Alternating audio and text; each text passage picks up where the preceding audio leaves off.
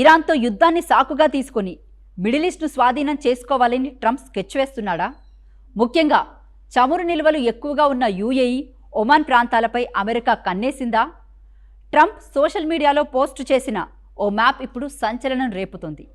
New US territory అంటూ ఆయన చూపించిన మ్యాప్ ఇప్పుడు అంతర్జాతీయంగా హాట్ టాపిక్గా మారింది. ఈ మ్యాప్లో హర్మూజ్ జలసంధి మాత్రమే కాదు, యూఏఈ, ఒమాన్ భూభాగాలను కూడా అందులో చూపించారు. దీంతో చమురు నిల్వలు ఎక్కువగా ఉన్న మిడిల్ ఈస్ట్ దేశాలను కూడా తన కంట్రోల్లోకి తీసుకోవాలని ట్రంప్ ప్లాన్ వేశాడా అనేది ఇప్పుడు చర్చనీయాంశంగా మారుతుంది. గతంలో ట్రంప్ కెనడాను 51వ రాష్ట్రంగా అమెరికాలో కలుపుకుంటామని కామెంట్స్ చేశారు. కానీ అది సాధ్యం కాలేదు. ఇప్పుడు హర్మూజ్ మ్యాప్లో యూఏఈ భూభాగాన్ని కూడా చూపించారు. దీంతో యూఏఈని 51వ రాష్ట్రంగా స్వాధీనం చేసుకునే అవకాశాలు ఉన్నాయా అనే ప్రశ్నలు తలెత్తుతున్నాయి. ఒక్కసారి ట్రంప్ పోస్ట్ చేసిన ఈ మ్యాప్ను పరిశీలిద్దాం. ఒకసారి సోషల్ మీడియాలో డొనాల్డ్ ట్రంప్ పోస్ట్ చేసినటువంటి ఈ మ్యాప్ పరిశీలిద్దాం మనం. సో మొత్తంగా మనం చూసుకుంటే ఇక్కడ ఇది ఏదైతే ఉందో ఈ సీ రూట్ నుంచే బేసిక్గా షిప్స్ అన్ని కూడా ట్రావెల్ అవుతాయి. అండ్ బేసిక్గా ఇదే స్ట్రైట్ ఆఫ్ హర్మూజ్.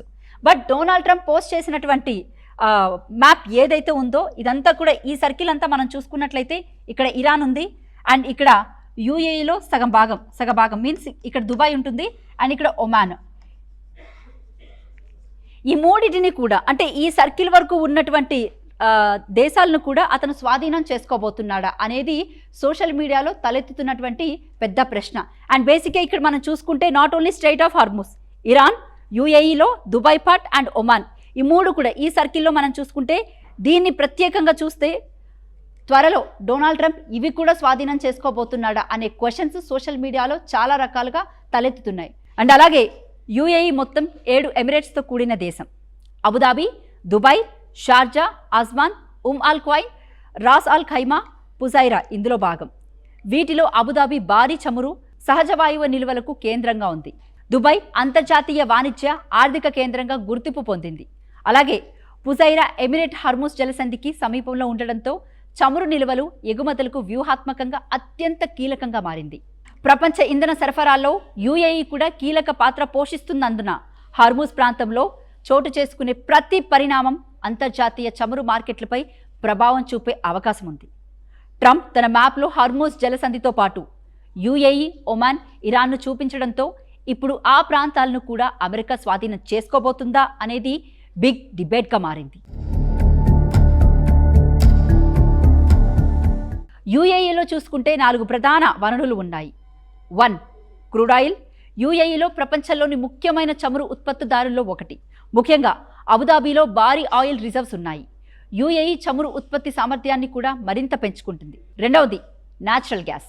చమురుతో పాటు యూఏఈకి భారీ న్యాచురల్ గ్యాస్ రిజర్వ్స్ ఉన్నాయి. ఇటీవలే వచ్చిన రిపోర్ట్స్ ప్రకారం 2025లో యూఏఈ వద్ద సుమారు 277 trillion cubic feet proven natural gas reserves ఉన్నట్లు తేలింది. 3వది స్ట్రాటజిక్ లొకేషన్. ఇది ఇంకా ముఖ్యమైన విషయం. యూఏఈ దగ్గర స్ట్రైట్ ఆఫ్ హర్మూజ్ ఉంది. ప్రపంచ చమురు, ఎల్ఎన్జీ రవాణాకు ఇది అత్యంత కీలకమైన సముద్ర మార్గం. అందుకే యూఏఈ కేవలం ఆయిల్ రిచ్ కంట్రీ మాత్రమే కాదు, ఎనర్జీ ట్రాన్స్పోర్టేషన్ హబ్గా కూడా ఉంది. 4వది టూరిజం. యూఏఈ టూరిజానికి చాలా ఫేమస్. ప్రపంచ దేశాల నుంచి అనేక మంది ఇక్కడికి వస్తూ ఉంటారు. ముఖ్యంగా దుబాయ్, అబుదాబిలో పర్యాటకులు ఎక్కువగా కనిపిస్తూ ఉంటారు. యూఏఈ ఆర్థిక వ్యవస్థలో tourism, hospitality, shipping, luxury travel కీలక రంగాలు అని చెప్పొచ్చు. ఇలాంటి ఆయిల్ దేశమైన యూఏఈ భూభాగంపై ట్రంప్ కన్నుపడ్డం ఇప్పుడు చర్చనీయాంశం అవుతుంది.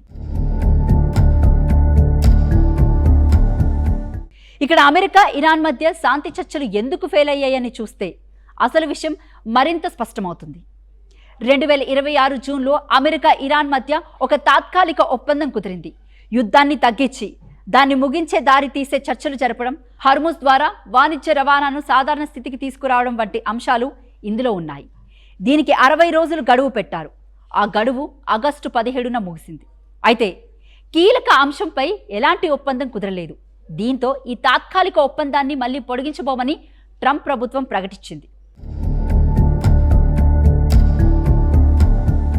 అసలు ఇరువైపుల మధ్య సమస్య ఏంటంటే అమెరికా, ఇరాన్ అణు కార్యక్రమంపై కఠినమైన హామీలు కోరుతుంది.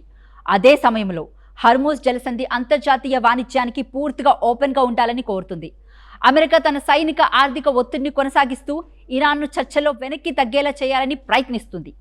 కానీ ఇరాన్ మాత్రం ముందుగా అమెరికా సైనిక చర్యలను తగ్గించాలని, విదేశాల్లో నిలిచిపోయిన తమ ఆస్తులను విడుదల చేయాలని, తమపై ఉన్న ఆయిల్ శాంక్షన్స్ను ఎత్తివేయాలని కోరుతుంది.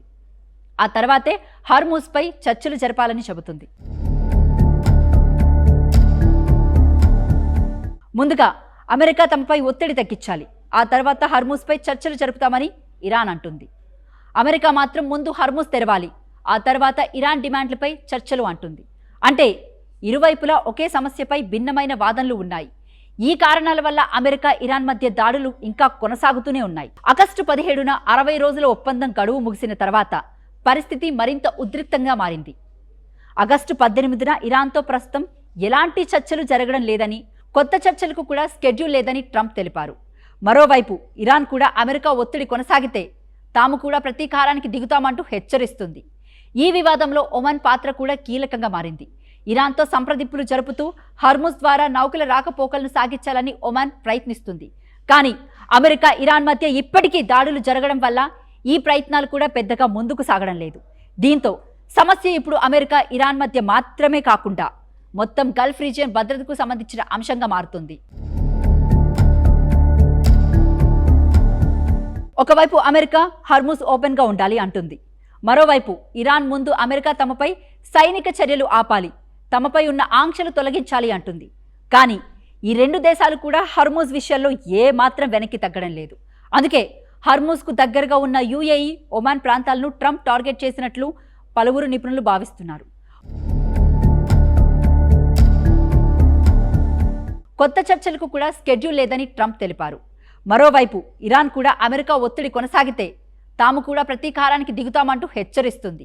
ఈ వివాదంలో ఒమన్ పాత్ర కూడా కీలకంగా మారింది. ఇరాన్తో సంప్రదింపులు జరుపుతూ హర్మూజ్ ద్వారా నౌకల రాకపోకలను సాగించాలని ఒమన్ ప్రయత్నిస్తుంది. కానీ అమెరికా ఇరాన్ మధ్య ఇప్పటికీ దాడులు జరగడం వల్ల ఈ ప్రయత్నాలు కూడా పెద్దగా ముందుకు సాగడం లేదు. దీంతో సమస్య ఇప్పుడు అమెరికా ఇరాన్ మధ్య మాత్రమే కాకుండా మొత్తం గల్ఫ్ రీజియన్ భద్రతకు సంబంధించిన అంశంగా మారుతుంది. ఒకవైపు అమెరికా హర్మూజ్ ఓపెన్గా ఉండాలి అంటుంది. మరోవైపు ఇరాన్ ముందు అమెరికా తమపై సైనిక చర్యలు ఆపాలి, తమపై ఉన్న ఆంక్షలు తొలగించాలి అంటుంది. కానీ ఈ రెండు దేశాలు కూడా హర్మూజ్ విషయంలో ఏ మాత్రం వెనక్కి తగ్గడం లేదు. అందుకే హర్మూజ్కు దగ్గరగా ఉన్న యుఏఈ, ఒమాన్ ప్రాంతాలను ట్రంప్ టార్గెట్ చేసినట్లు పలువురు నిపుణులు భావిస్తున్నారు. మొత్తానికి ట్రంప్ పోస్ట్ చేసిన ఆ మ్యాప్ ఇప్పుడు యుఏఈకి కూడా నిద్ర లేకుండా చేస్తుంది. యుఏఈలోని అబుదాబి, దుబాయ్, పుజైరా వంటి ఎమిరేట్స్లో ఇప్పటికే అమెరికా సైనిక స్థావరాలు ఉన్నాయి. హర్మూజ్ను స్వాధీనం చేసుకుంటామనే సాకుతో ట్రంప్ ఇప్పుడు యుఏఈ భూభాగాన్ని కూడా మ్యాప్లో చూపించడం ఇప్పుడు మరింత హాట్ టాపిక్గా మారింది. యుఏఈతో పాటు ఒమాన్, ఇరాన్లోని కూడా పలు ప్రాంతాలను తమ భూభాగంలో ఉన్నట్లు చూపించారు. దీంతో ట్రంప్ రాబోయే రోజుల్లో ఎలాంటి చర్యలకు దిగుతారో అనేది ఆసక్తిగా మారింది. మరి దీనిపై మీ అభిప్రాయం ఏంటి? ట్రంప్ హర్మూజ్తో పాటు యుఏఈలోని తన కంట్రోల్కి తీసుకురావాలని స్కెచ్ వేస్తున్నారా? కింద కామెంట్ సెక్షన్లో కామెంట్ చేయండి.